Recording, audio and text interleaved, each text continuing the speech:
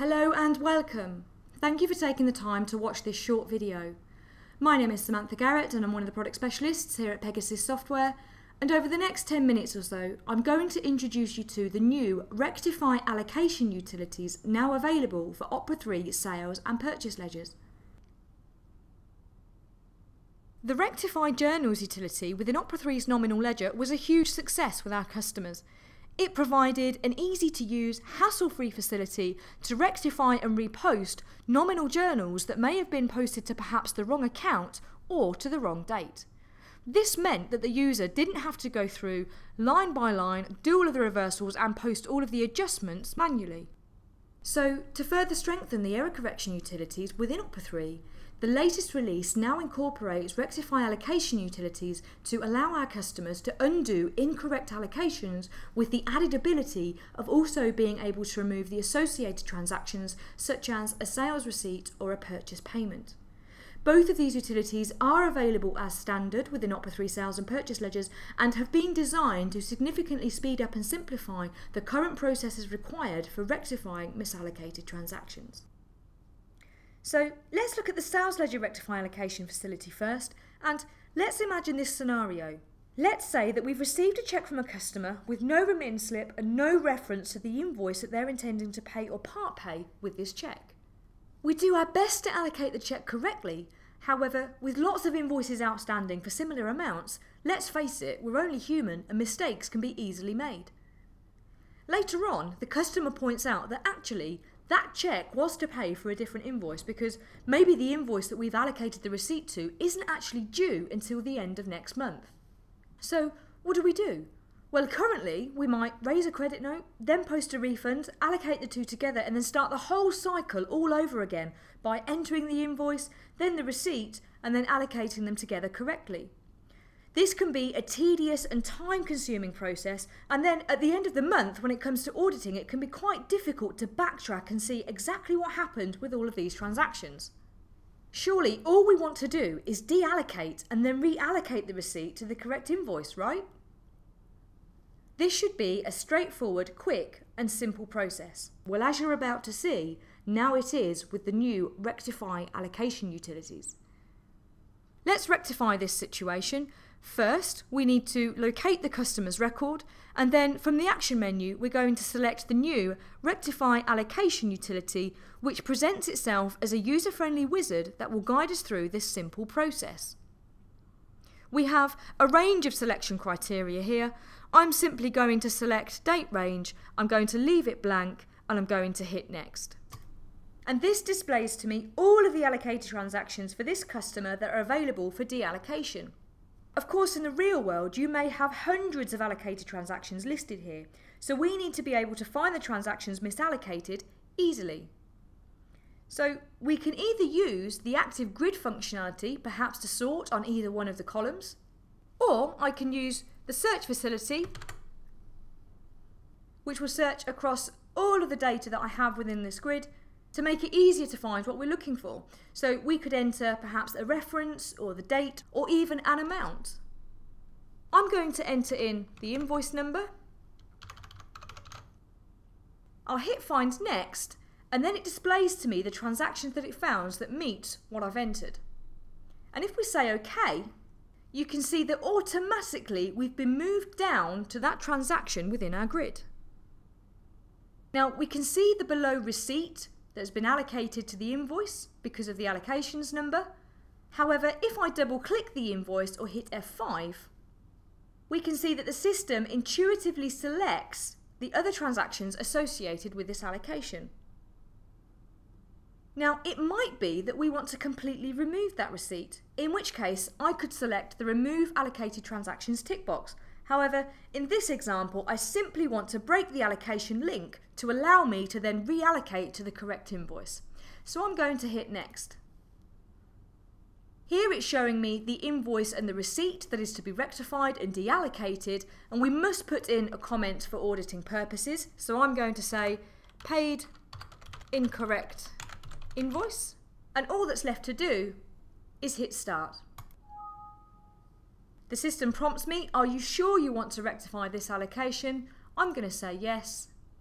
And then the publisher is displayed, and I'll send that through to screen, which gives us an audit report of the allocation that we have just undone. If we close the report down, we can see that the transactions are now greyed out because they've been rectified, and all that's left to do is close the wizard down. I'm logged in as a user that has access to the allocations routine, and because I haven't opted to remove any transactions, I'm therefore being given the option to reallocate the receipt now. I'm going to say yes.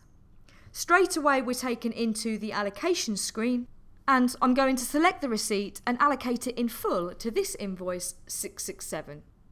And there you have it. It's that simple. So what's actually happened here? Well, in this example, we've simply deallocated and then reallocated. So the link between the invoice and the receipt was broken. No balances were actually updated.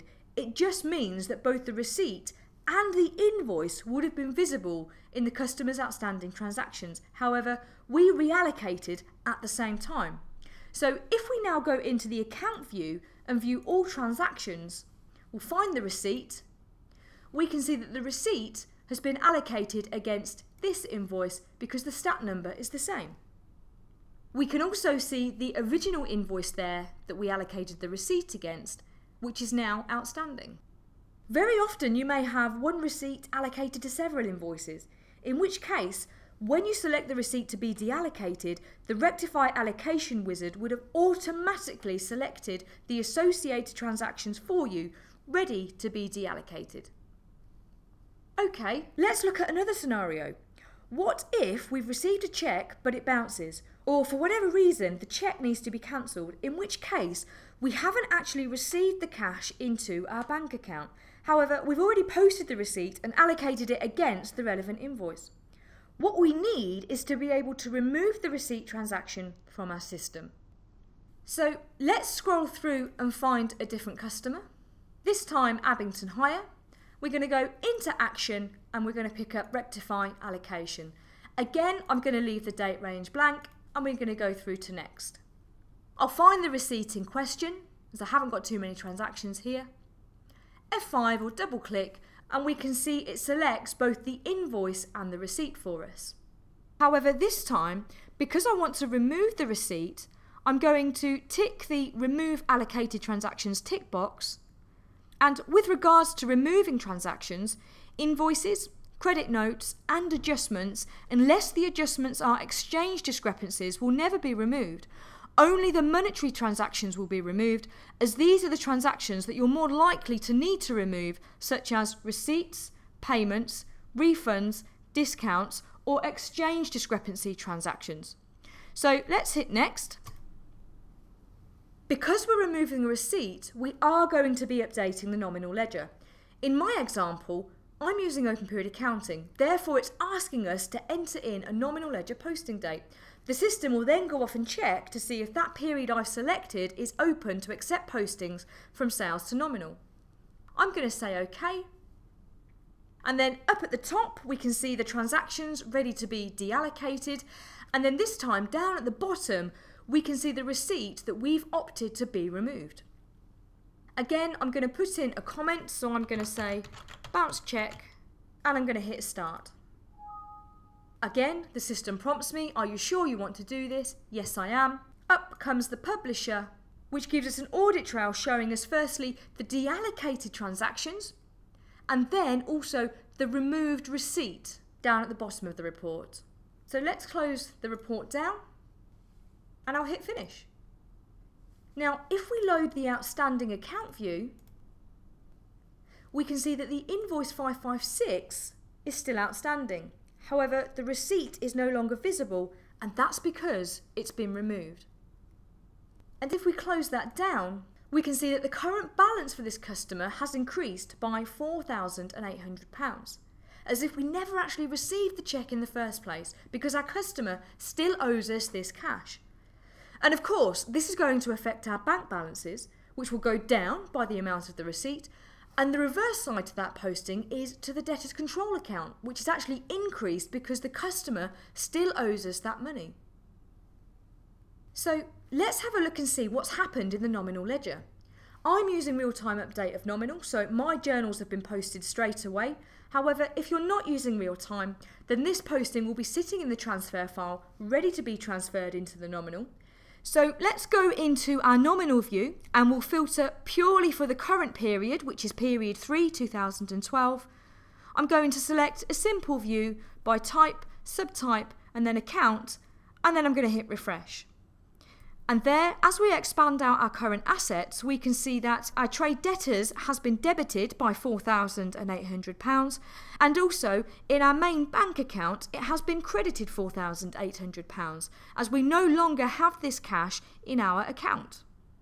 And if we actually drill down into the journal data, there we can see the reverse posting of the original receipt.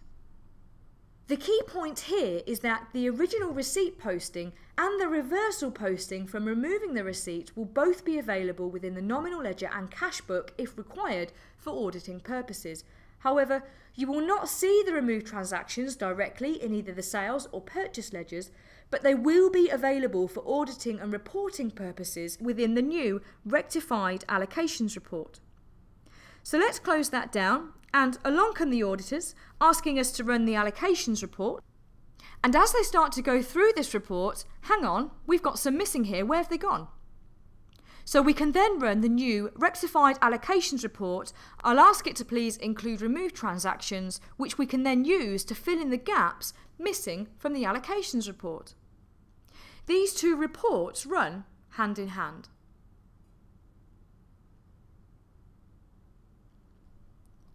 Now, of course, there will be other scenarios. For example, there may be discounts or exchange discrepancy transactions for foreign currency customers associated with some allocations.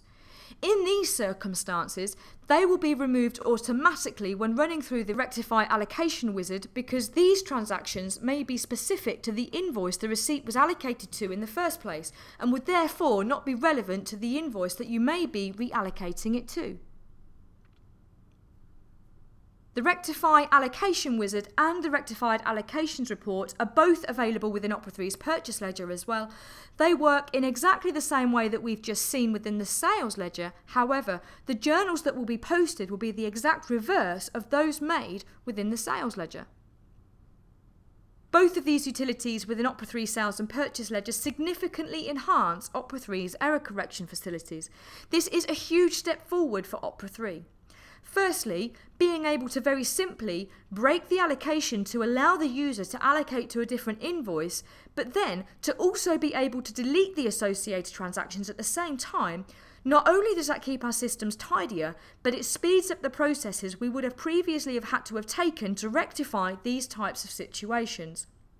So now, as you've just seen, we only need to run one intuitive, easy to use wizard which does all of the hard work for us and eliminates the chance of further mistakes being made. Thank you for taking the time to watch this short video on Opera 3's Rectify allocation utilities, now available for Opera 3.